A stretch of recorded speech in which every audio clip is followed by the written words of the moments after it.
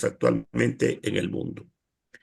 Creo que en todas partes, José Luis, los trabajadores han mejorado su situación económica, social, cultural, laboral, etcétera, ¿no?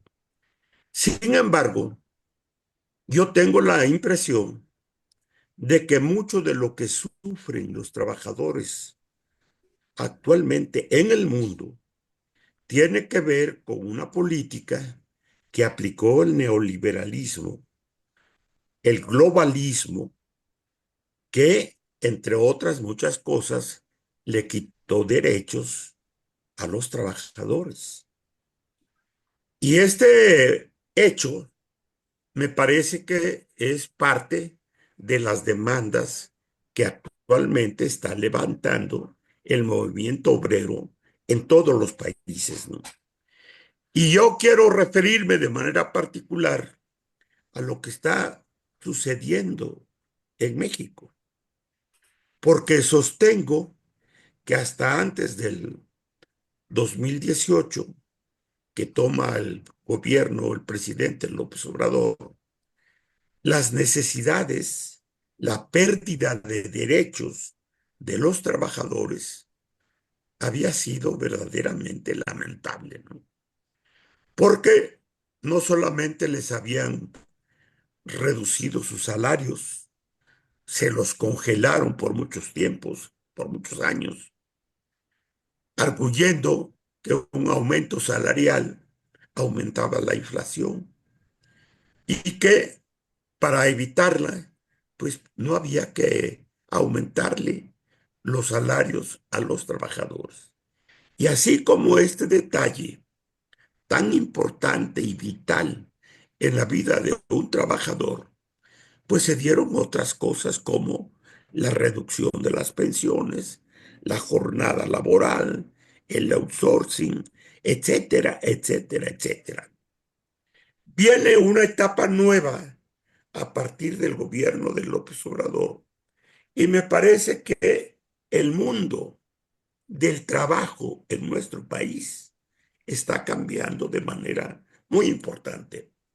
Primero, de casi 88 pesos, que era el salario diario de un obrero, o el salario mínimo, mejor dicho, hasta el 2018, ahora es de 278 pesos diarios y en la frontera es de 460 y tantos pesos. Entonces, me parece que desde el punto de vista del salario, pues hay un cambio muy importante.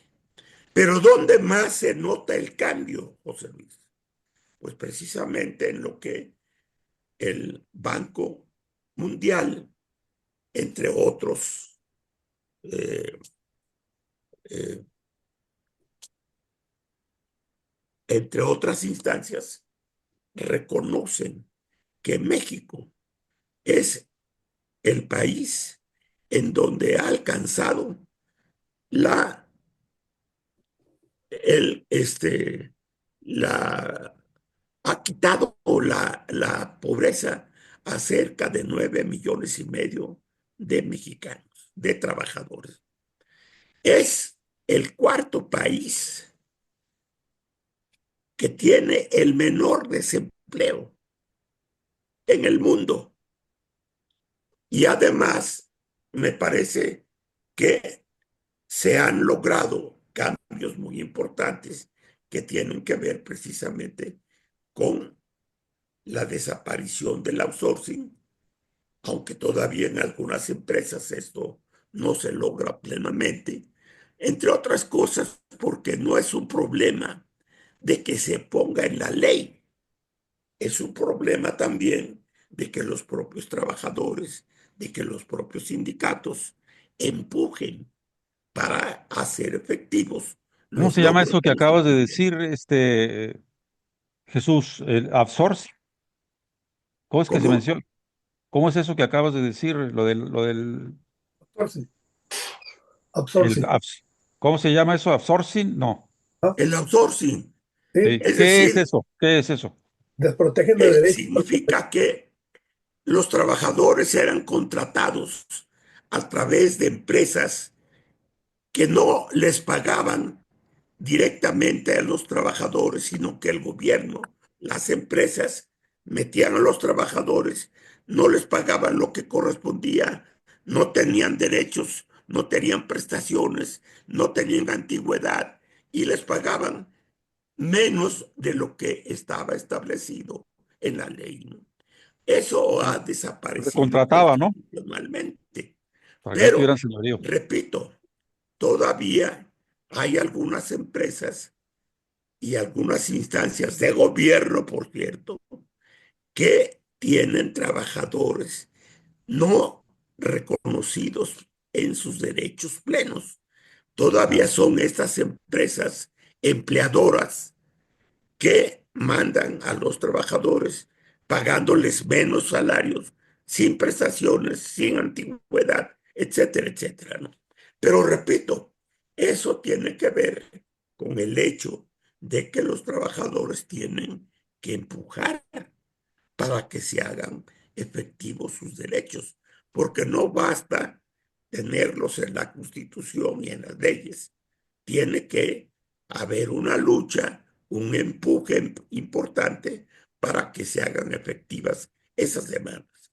La otra demanda muy importante, José Luis, que se acaba de firmar el día de hoy, es que en México ya se acordó entre gobierno, empresas y trabajadores la jornada laboral de 40 horas semanarias. Ese es un triunfo muy importante de el movimiento obrero y una respuesta, me parece a mí muy sensible, reconocida por el gobierno federal y por los empresarios. 40 Hay horas. una parte importante que hay que señalar. Esto entra en vigencia a partir del 1 de mayo, o sea, del día de hoy, y se hará efectiva totalmente en el año 2030. ¿Por qué? Porque se va a ir pausando, no pausando, sino este, estudiando, digamos, los niveles de capacidad económica de las empresas, porque no todas las empresas pueden de golpe y porrazo bajar las horas de trabajo y apegarse a lo que establece la ley. Tienen Estamos que hablando de irse las 40 produciendo horas de trabajo ajustes, a la semana. ajustes, pero Te en el pregunto, Jesús, 2030, ¿estamos hablando de 40 horas a la semana de trabajo? así es, Una pregunta cinco, aquí para ti y para el compañero Juan Diego.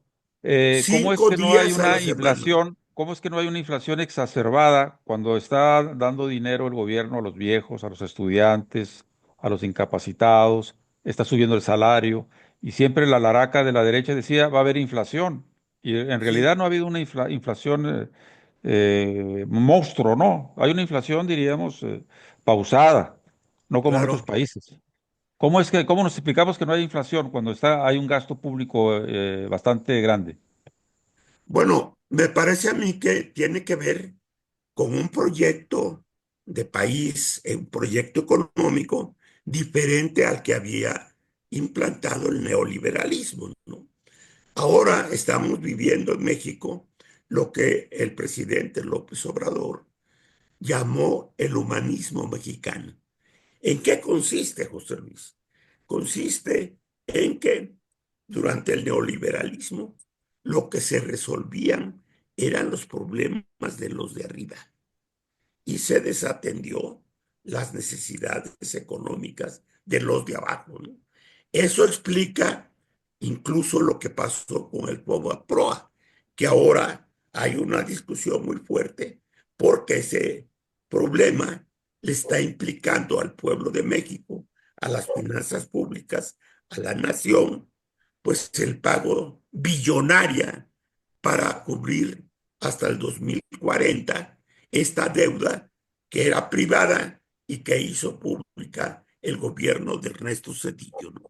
Entonces, Ahora, el gobierno ha impulsado no solamente el aumento salarial, ha impulsado las prestaciones y los derechos sociales que tienen que ver con el apoyo a los adultos mayores, que tienen que ver con Sembrando Vida, que tienen que ver con el apoyo a los discapacitados, becas a los niños, becas a la juventud, escuela, estudio, trabajo, etcétera, ¿no?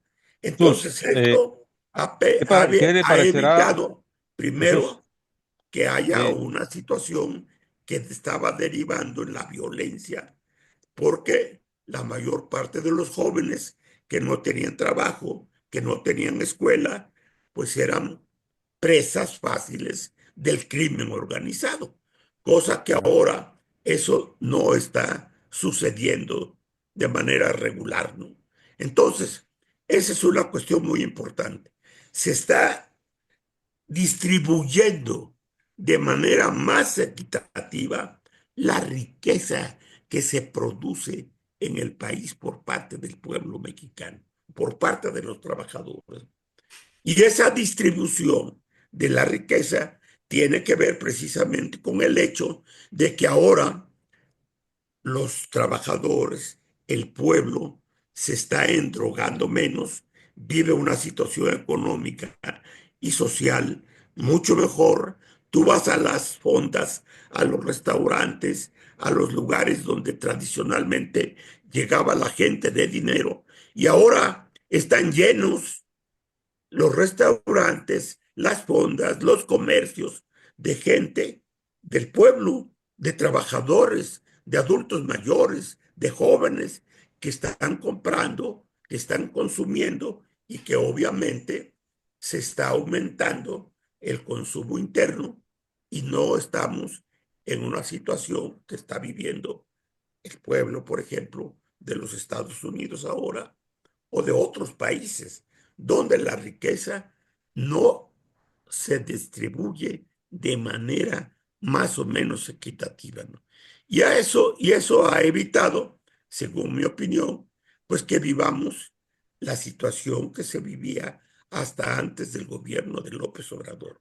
Había violencia, los jóvenes no tenían trabajo, no iban a la escuela, no había esperanza de vida, etcétera, etcétera, ¿no? Y ahora, pues yo creo que se ve que la gente está más feliz, está más tranquila y se nota incluso en las demandas de los propios trabajadores que se manifestaron el 1 de mayo, en donde pues el grupo este de encapuchados, 40 tipos que generan violencia, todos actos de masas, ¿no? Pero las demandas de los trabajadores prácticamente están siendo atendidas y resueltas por las empresas y por el gobierno. Hasta ahí ya, daría mi opinión sobre este asunto, José Luis. muy bien. Eh, Tengo el pendiente de que no me hayan registrado el pago que hice, porque aquí no sé si me digan en un momento a otro que ya tengo nomás 10 minutos. Espero que no, porque pagué más de $100 por el servicio, pero algo pasó. Pero Juan Diego, te hago la pregunta que le decía a Jesús. ¿Cómo es que no hay inflación habiendo tanto gasto público, tanto donaciones a los viejos y a los estudiantes, etcétera? Porque yo recuerdo cuando estaba en la prepa, que es lo que decían los maestros de derecha, ¿no? No, es que no se le puede subir al salario al trabajador, porque entonces hay inflación y es contraproducente, ¿no? Tú como economista, ¿qué opinión tienes al respecto? Una de las explicaciones de la inflación precisamente es una saturación del dinero en el mercado y probablemente no esté tan saturado el dinero, el mercado de ese dinero aún todavía que no nos provoca un índice inflacionario. Creo que por ahí es la situación. Sabemos nosotros que la inflación está en función de la oferta, ¿no? De la oferta. Ya, Es dependiendo del dinero. Creo que es por ahí que no hemos llegado a una saturación en el mercado de tal forma del dinero que nos provoca un índice inflacionario. Por otra parte, mi amigo, quiero dar un saludo pues al camarada Jesús Sosa, que es un gusto volverlo a escuchar aquí con sus enriquecedores comentarios, ¿verdad? De carácter social que siempre tenemos. Y por otro lado, pues hacer una pequeña aportación al comentario que nos tiene hoy este día, que es la reflexión acerca del movimiento obrero. Hablabas un momento, José Luis, sobre los gansos, ¿verdad? Los gansos, de lo que hacía mención Galeano. Esto es un reflejo de trabajar en equipo, ¿sí? De trabajar en un verdadero equipo, de no dejarle la carga a uno solo, sino que se va distribuyendo esos esfuerzos de tal manera que se le carguen los changuitos, que no se le carguen los changuitos a uno solo, sino que todos trabajemos de la misma forma, ¿no? Y siento que viene siendo uno de los mensajes que siempre se enuncian en los liderazgos, ¿no? Por otro lado, yéndonos a la cuestión obrera, pues es sumamente importante, ¿verdad? Creo que no nos da el tiempo a nosotros para esa ricura en remembranza histórica acerca del movimiento obrero mundial y el enriquecimiento del obrero mexicano, ¿sí? Porque hablar del movimiento obrero mundial, pues es hablar de los grandes defensores, luchadores, de la clase trabajadora desde su inicio de la revolución industrial. Y básicamente me estoy yendo directamente al padre del movimiento, de los movimientos social, que para mí es Carlos Marx y Federico Engels, los más que desarrollaron teóricamente y prácticamente, pero sobre todo teóricamente, los fundamentos de lo que viene siendo la importancia de la fuerza de trabajo, que más lo concretiza muy claramente en su obra máxima, lo que es el capital. Por eso, cuando hablamos nosotros de las reivindicaciones que los trabajadores hacen acerca de buscar mejores salarios, mejores condiciones de trabajo, la reducción de las horas de trabajo, pues son históricas. Pero las personas que se dicen que van por un sistema que vaya a negar al sistema capitalista que nosotros criticamos, sabemos muy bien que, pues, que debe de haber una conciencia por parte de los trabajadores, es decir, no nomás quedar en una cuestión netamente economicista, en donde nosotros aplaudimos los salarios, aplaudimos la baja en horarios de la jornada, pero nunca debemos de olvidar nosotros que existe la lucha política y que es sumamente importante la conciencia política de los trabajadores para que en un momento pues puedan cumplir esta misión histórica de formar parte y estar al frente de los movimientos. A nosotros los mexicanos no le tocó por las condiciones que se existían a la clase obrera estar al frente del movimiento revolucionario, en este caso de 1910 o de la Revolución Mexicana, no estar al frente, no haber tomado el poder, así como lo hicieron los bolcheviques en Rusia, en donde ellos se pusieron al frente y nosotros no nos pusimos al frente, los obreros no se pusieron al frente. Entonces es importante la educación, la preparación, la formación que deben de tener los trabajadores. El alza del salario es únicamente, los salarios básicamente esconden una realidad que hay detrás de los trabajadores. Cuando hablamos con nosotros salarios, hablamos de justicia en automático y no es cierto. Los salarios muchas veces esconden la realidad que hay detrás las maquiladoras, en las fábricas, las condiciones de trabajo, la sobreexplotación, con la plusvalía absoluta, relativa y extraordinaria que de la cual habla Carlos Marx. Entonces, y en cuanto a la equidad de salarios, con todo respeto para mi compañero, yo siento que estamos muy lejos, ¿no?, de esa equidad, porque pues es mucha la ganancia la que obtienen los grupos fuertes, es decir, cuando estamos hablando de capital y estamos hablando de nómina, capital y nómina, pues sabemos nosotros que el obrero, el trabajador, el que genera la riqueza, sigue estando en la miseria. O sea, si hacemos nosotros las comparaciones con cómo viven realmente los grandes políticos, y estoy hablando de los diputados para arriba, ¿sí? Y cómo vive la clase empresarial fuertemente, los inversores. Entonces, hay mucha asimetría demasiado y falta mucho que hacer para el movimiento obrero todavía, pero hay que seguir concientizando y trabajando con la cuestión, sí, sí, economicista, pero más allá del economicismo, ir a lo político, ir a lo ideológico. Y felicito a todos los trabajadores que hoy se manifestaron este 1 de mayo, precisamente en defensa de sus derechos.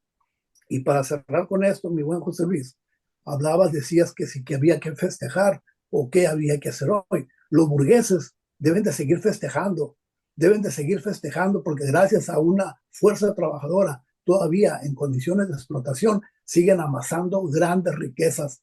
Y los obreros, y sobre todo me refiero a los obreros o a los esclavos modernos, sí, deben seguir luchando, ¿sí? Por cada vez reivindicarse más y nosotros seguir con la bandera de Flores Magón que reivindicó el movimiento de Cananea, Río Blanco y otros movimientos. Gracias, mi José Luis. Bueno, la mera verdad es que sí, hay otros países peores como Haití, ¿no? Hay, por ejemplo, como decía al principio de esta sesión, en Estados Unidos la están pasando negras los ciudadanos norteamericanos ante el cataclismo de este señor de apellido Trump, que los está dejando en la calle y que les está quitando derechos de salud y que está empujando a los jóvenes para que se descerebren, ¿sí? Hoy en el campus, en unas casas de campaña, están protestando por el genocidio en Gaza y les toman fotografía, inclusive si están cubiertos de la cara. Con la inteligencia artificial van al prontuario ahí de la escuela y sacan de la nariz para arriba. Saben quiénes son, cómo se llaman, y si son hindús o son de por allá de Afganistán, y ya por eso, porque estuvieron con una bandera palestina en el patio de su escuela protestando, les quitan la beca. Bueno, ¿qué cosa es eso, no? ¿Qué cosa es eso? Entonces, y luego está creando sus, diríamos, monitos en toda América Latina, ¿no? Empezando por Novoa, que acaba de ser un megafraude, que ya va a competir con el cuate del Salvador para hacer una mega cárcel, ¿no? Porque según esto se enojó el cuate del Salvador porque le mandó gente que no era delincuente, simplemente los agarró y se los mandó para allá. Entonces, ¿cómo justifica él, el presidente de El Salvador, tener presos a alguien que no se les juzgó? ¿Sí? Será muy fascista y muy acomodaticio y recibir dinero de Trump por tener ahí a sus presos, ¿no? Eh, pero oye, ¿qué cosa es eso? Te agarras un tipo, no le haces un juicio y lo mandas a una cárcel de alta seguridad en otro país. Bueno, entonces, todo eso tiene que ver con cómo está cayendo la cuestión de sostener una familia en salud, en alimento, en educación, no solamente para los paisanos que están allá y que ahora ya lo están regresando, sino para el mismo ciudadano norteamericano que nació allá y que vino de Europa hace 100 años y que está recibiendo el flagelo de, de un locuaz, por decirlo así, ¿no? O de un loco completo. Eh, Miren, aquí ya se me va a terminar la reunión en 10 minutos. Tengo que volver a armarme de valor para, porque es un laberinto eso del Zoom. Tienes que pagar y luego reclamar y luego tienes que dar vueltas. Tenemos 10 minutos todavía y eso es bueno. Entonces, aquí Juan Diego dice que en México pues no se ha mejorado mucho la situación de los trabajadores. Sin Este, embargo, sin hemos, embargo, hemos sin avanzado, embargo, hemos perdón, avanzado, hemos avanzado, hemos avanzado. es lo que ha estado diciendo Jesús, que con el Sí. gobierno de Obrador y ahora con el de Claudia Sheinbaum se ha avanzado. 40 horas a la semana es lo que debería de trabajar una persona, porque los mismos de allá de Chicago decían, nosotros no estamos pidiendo trabajar menos horas, o sea, no estamos pidiendo flojear, estamos pidiendo trabajar duro 8 horas y luego irnos a educar en los tiempos libres, estar con la familia, armonizar con la sociedad, luchar porque no haya basureros en las calles y que no haya delincuentes y que eso es lo que hace un trabajador sano, honesto, que trabaja y que le pagan bien, se preocupa por el entorno, pero cuando sale explotado después de 18 horas, como pasaba en ese tiempo, pues qué ganas le van a quedar de llegar a acariciar a la niña o ver por el barrio, ¿no? Eh, Eso le preguntaron una vez a Pablo Freire, ¿no? Cuando él le daba la lección a los obreros, cómo deberían de ser, cómo deberían educarse, le dijo, señor, usted seguramente llega a su casa y sale su niña bien bañadita a abrazarlo, ¿no? Y adentro tiene un refrigerador marca fulana y tiene un traspatio y un patio enfrente. Nosotros llegamos a la casa y la niña está llorando porque tiene hambre, ¿no? Está sucia sin bañarse y yo tengo que agarrar 3 autobuses para llegar a mi trabajo. Entonces, ahí es donde viene la debacle, ¿no? Que muchas veces los que se piensan que estamos educando para poder ser virtuosos, pues no entendemos a la circunstancia, porque no nos metemos al hoyo, al asunto, ¿verdad? Pero bueno, Jesús, ¿qué tienes que decir antes de irnos? Porque aquí ya me están Eh, castigando por el tiempo. Yo solamente quisiera comentar que lo que plantea el compañero Juan Diego es correcto. Es decir, la liberación completa del trabajador no lo vamos a lograr durante la existencia del capitalismo, porque siempre estaremos sujetos a la explotación, a los controles, tanto del gobierno como de los sindicatos, como de los partidos políticos y de una cultura que se nos ha impuesto por parte de la burguesía, del capitalismo, ¿no?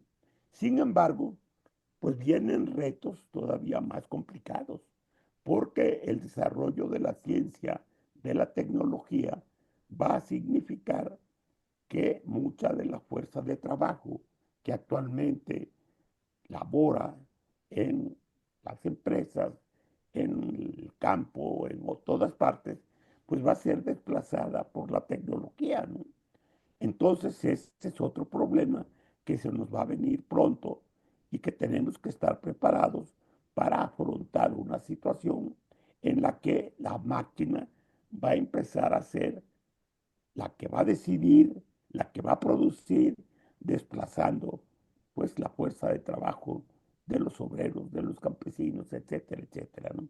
Ya. Todo lo que está por venir es complejo, aun cuando nos traiga pues mayores ventajas que las que tenemos actualmente. Pero finalmente lo que nos va a liberar pues es justamente acabar con la explotación del hombre por el hombre. Y Es, la doctrina de Marx es la que va a, a ponerle fin precisamente a los sufrimientos, a las calamidades, a los problemas que nos estamos enfrentando a la fecha. Ahora, para lograr eso, pues hay que ir construyendo toda una fuerza, toda una organización, desplegar la conciencia, la crítica, la autocrítica y sobre todo poner en acción nuestra fuerza, porque ese es el otro problema, ¿no? Si no nos ponemos a trabajar, si no participamos, si no nos organizamos, si no vamos a la acción, pues las cosas no van a resolverse fácilmente, ¿no? Todo Así es. este es un proceso que hay que ir madurando, que hay que ir trabajando justamente para lograr una vida auténticamente humana. Con eso yo me despido, le mando un abrazo a Juan Diego y obviamente a ti, José Luis. Muy bien, Jesús, muchas gracias. gracias. Vamos a resolver todos los problemitas que tenemos. Vas a ver, voy a meter de cabeza.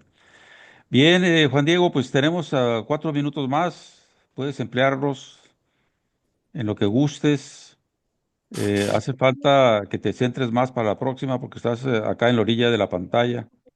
¿Cómo? ¿No me miro o qué? Sí te ves, pero estás, diríamos, si la Solo pantalla está así de aquí grande, también, tú estás en una esquinita. aquí, así. Ya vas a ver el... Ándale, ándale, ahí estás, Ahí en el está. centro de la pantalla. Eh, pues, Muy bueno, nada bien, más. Lo que resta, pues, igualmente decirle al compañero Jesús que me da mucho gusto tenerlo y escucharlo y siempre se aprende mucho del compañero. Y José Luis, pues les dejo la palabra porque es corto tiempo, ¿vale? bien. Bueno, pues en los últimos 4 minutos, yo también me complazco enormísimamente en tener aquí al compañero Jesús Sosa y desde luego también a don Diego Matus, que vamos a hacer un buen pool, un buen equipo. Vamos a prepararnos para presentar temas importantes. Ahorita por lo pronto, todos los jueves a las 7 de Tijuana, 8 de la noche de la Ciudad de México, aquí vamos a estar para la próxima semana me voy a parar de cabeza para poder hablar con los del Zoom. A ver, me están esquilmando, pagué más de $100 y me dan nomás 40 minutos. Pero en fin, ¿qué tenemos entonces para... Mira, tenemos tanto de qué hablar. Ayer estábamos en una reunión, Jesús, con los compañeros del comité Tijuana Centro, Felipe Carrillo Puerto de Morena. Y yo les decía, oye, es tiempo de que nos están dejando pegarles porque están haciendo una bola de tonterías a nivel mundial, se están desnudando a nivel mundial. ¿Qué personajes? Milei, por ejemplo, que es la estrellita ahorita que luce más allá en el sur, la estrellita del sur, el mismo Trump, ¿no? Bukele, por favor, ¿no? El tontolón que acaba de cometer un megafraude en Ecuador. O sea, se está poniendo de pechito. Cualquier cosa que digamos es muy creíble, ultra creíble, ¿no?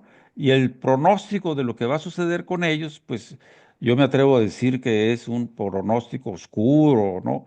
Están reventando el sistema, están desmantelando el país respectivo de cada uno de los que acabo de nombrar. Y México, acaba la señora presidenta de decir, no somos piñata de nadie, ¿no?